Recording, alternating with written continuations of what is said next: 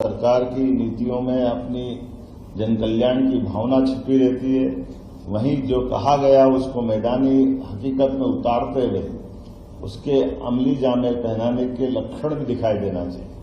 और ये लक्षण दिखाई देने के ही उदाहरण है जो मैं देख रहा हूं मंच पे मौजूद। पहले तो सभी एमएसएमई, पीएस और हमारे कमिश्नर सबके लिए जोरदार ताली वाली बजा देंगे। विनोद नायर जी के लिए भी, हमारे प्रदेश मंत्री हैं, हमारे लिए जो मैं अगर आंकड़ा देख रहा हूं तो आज लगभग 2020-21 से लेकर 2024-25 तक का अंतरिम लाभ 8 करोड़ का भुगतान भी लघु उद्योग निगम द्वारा ये किया गया है। ये मैं बधाई देना चाहूंगा।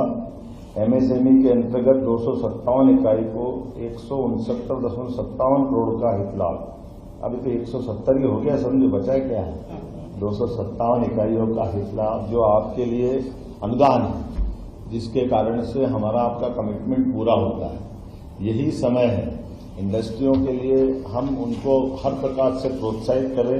अन्यथा मैं राज्य में अपने भी घूमता हूं और बाकी राज्यों में जाता हूं तो कई सारे इंडस्ट्री के जब पहली बार ये हम देने लगे तो कहते हैं जब ये कागज पे रहता था ये तो हमने कभी सुना ही नहीं कि हमको मिलेगा।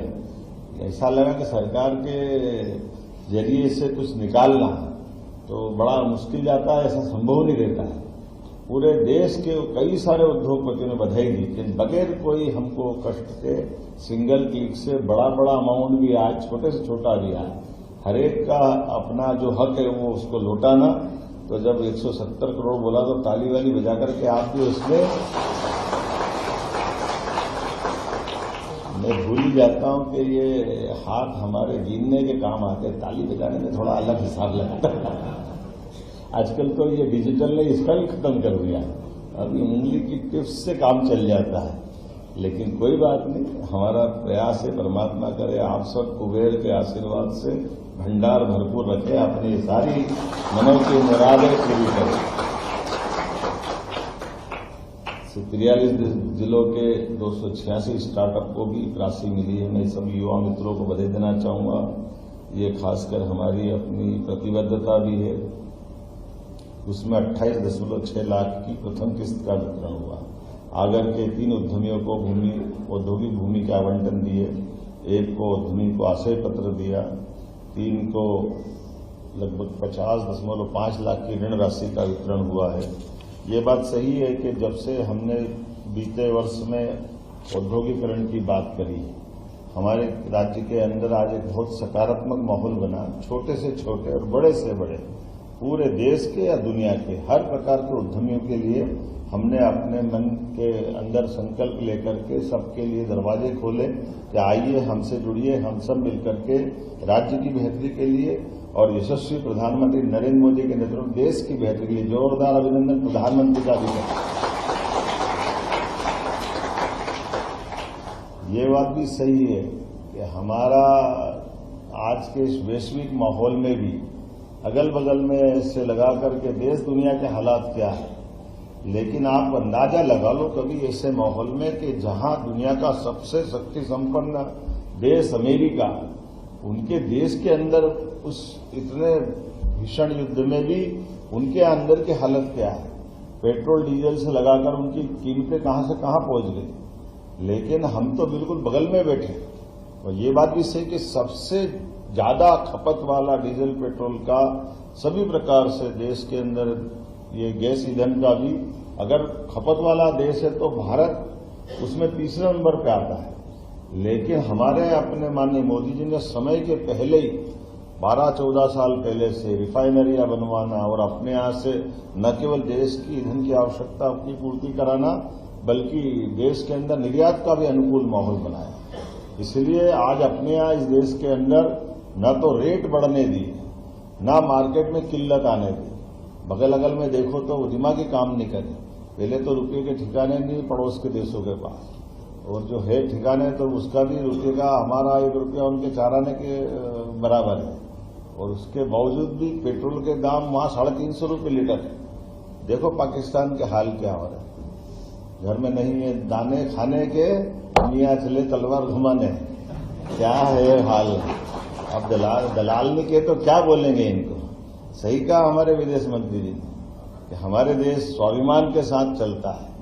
हमारे देश की नीतियां हमारे देश के सभी हितों को सुरक्षित रखने की होती है, और सुरक्षित रखने में सम्मान भी है, स्वाभिमान भी है। और इसलिए किसी की दया पर निर्भर होकर के भारत के झंडे लहराते हुए नहीं आ रहे हैं। दुनिया के बाप की ताकत नहीं कि झंडे को हाथ लगा के देख ले, घर में घुस के मार के आने की ताकत भी भारत की है। हमारी सभी प्रकार की गतिविधियों को संचालित करने के लिए स्वशासित लोकतंत्र की रक्षा के लिए यशस्वी प्रधानमंत्री के नेतृत्व में देश समर्थ भी है और सामर्थ्यशाली भी है। मैं आज के इस अवसर पर आज इस पूरे कार्यक्रम में सच में बोल तो बहुत देर तक सकता हूं, लेकिन मुझे अब यहां से विधानसभा के कार्यक्रम में जाना है। आज बहुत सारे कार्यक्रम, लेकिन हम सब मिलकर के इस 31 मार्च के बाद नए बजट सत्र में और ताकत से मिले। और मुझे लगता है बीते साल लगभग 5,500 करोड़ से ज्यादा कितने बांटे अपन ने 5200 करोड़ 3-3.5 करोड़ वो अलग दे देंगे। सब मिला के कितने हो गए 8,000 करोड़ के। अगली बार 28,000 करोड़ बांटो, अगले साल ये संकल्प करें। अपनी गति इसी प्रकार चलती रहे, सभी क्षेत्रों में लगातार मध्य प्रदेश आगे बढ़े। और ये उन सारे नादानों को भी जवाब जो कहते हैं कि मध्य प्रदेश के अंदर आर्थिक रूप से पता नहीं क्या कहते हैं, कौन से इंडस्ट्री की बात करते हैं, जरा ले चल के दिखाएं कि हमारा जो हमने कहा है वो करके दिखा रहा है। प्रदेश के अंदर सबसे तेज गति से निवेश भी हो रहा है, व्यापार व्यवसाय के साथ की गई प्रतिबद्धताओं के लक्षण भी दिखाई दे रहे हैं।